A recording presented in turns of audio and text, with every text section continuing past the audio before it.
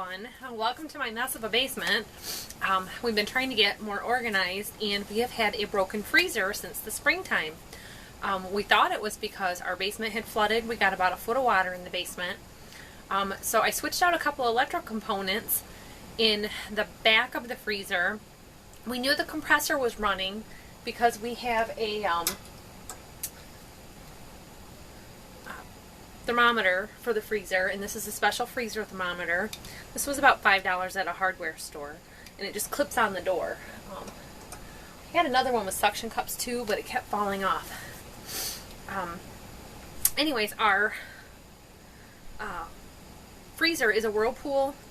It is a Kenmore made by Whirlpool freezer, and it has an alarm on it, and the alarm went off and it kept rising in temperature. So it was cooling, but it wasn't cooling enough.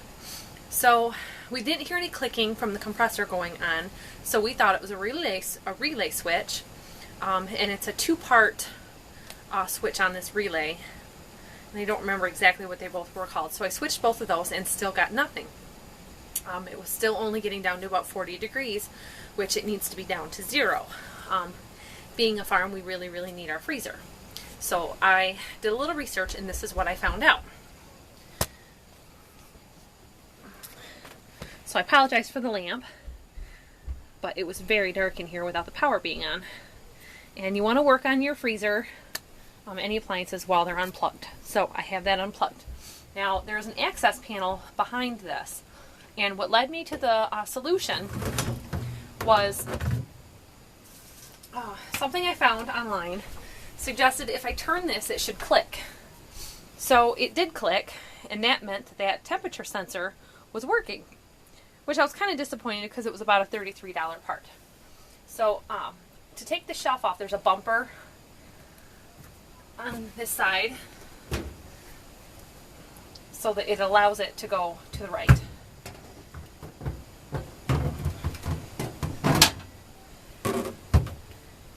Now, to save a little bit of time, I've already taken the screws out for this control panel cover. There's a screw here, across the top, and here. There's also these rubber guides that you can pull out, and they just install real easy. Don't worry about getting them back into place. They were real easy to do. Now, this has some wires attached to it, so I'm just going to slide it down.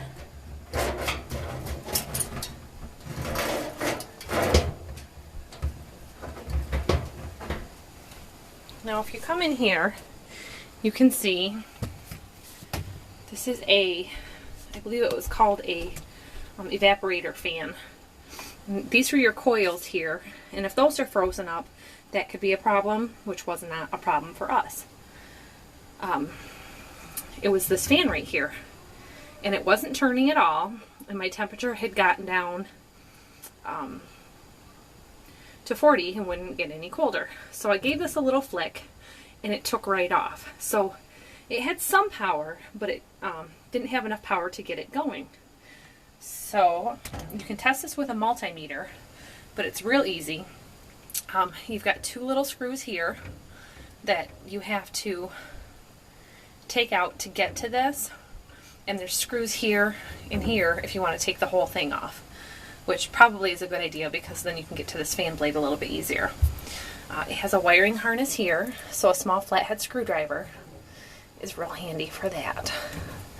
I don't know if my fingernails will quite let me get in there.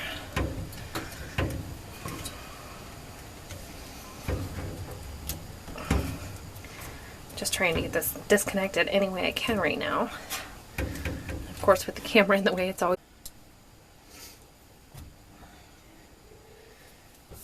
Okay. I have got my socket wrench, and this is an 8mm. My nut driver was missing. The joys of having a toolbox or tools sitting around for everyone to borrow. Now I've disconnected There's supposed to be a screw over on this side too. This one actually sheared off when the motor quit working. So this is disconnected, and the orange wire ran through this harness also, and I took that out. Now the replacement fan, I ordered it on Friday and it showed up Monday. I got it from eBay, and it was manufactured date is here on the back. Sorry about that.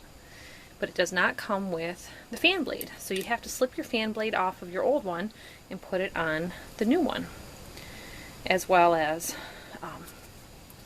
switching the mounting bracket. And this is the same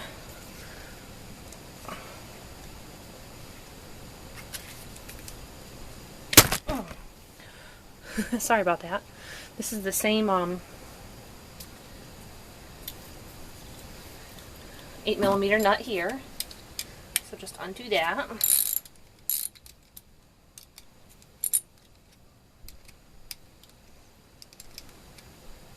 You could do this with pliers also.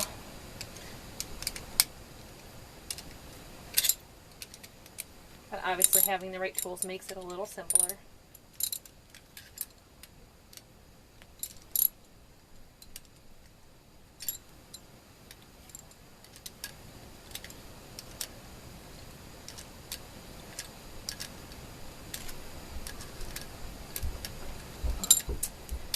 Actually, when I got this old blade going, I let it run, and it ran for almost a day before the alarm went off.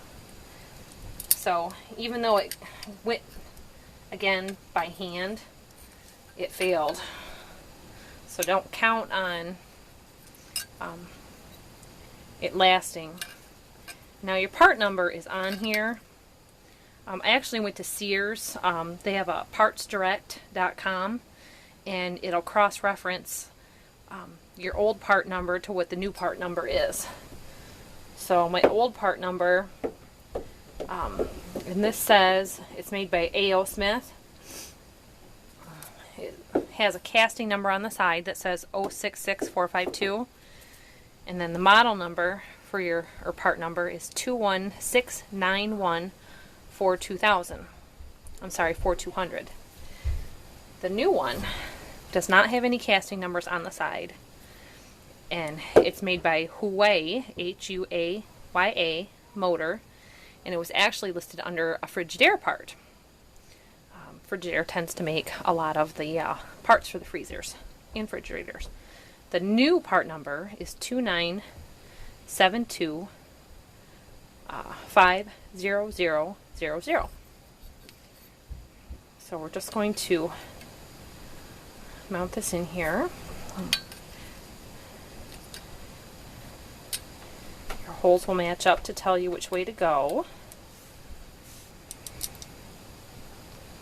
And as you saw when we started, our wires on the old one were going out the top. So basically it's mounting in upside down from what you would think.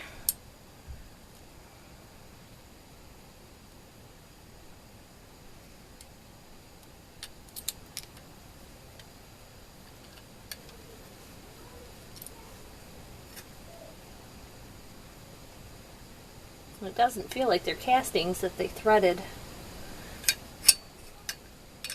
for the bolts.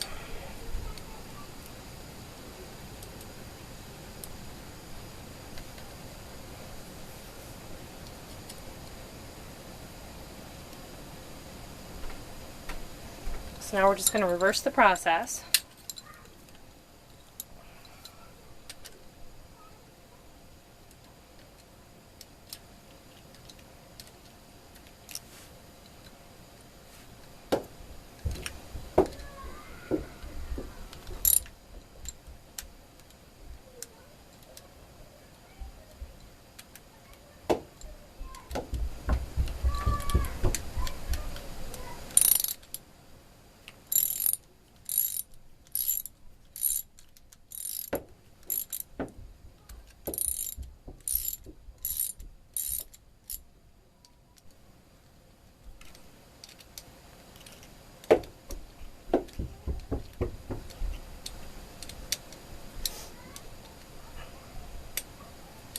when there's two nuts or bolts, I always try to get them on and then not over tighten them, so that you make sure you get a good start without over tightening one.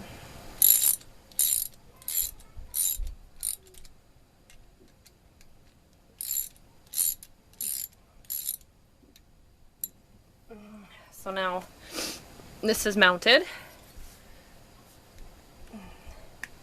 Pop that back on there and you're ready to reinstall. Now I have one little problem I have to address, is that, let me find it here, my one mounting bracket screw had sheared off. It must be, it had quite a jolt when it stopped and broke. So there's a mounting clip here. So I'm going to have to work in here to get that out, but I'm sure it would work fine without it also. I just want to do it right. So that's how you replace that evaporator fan motor. And we're just going to reinstall this, put this back in,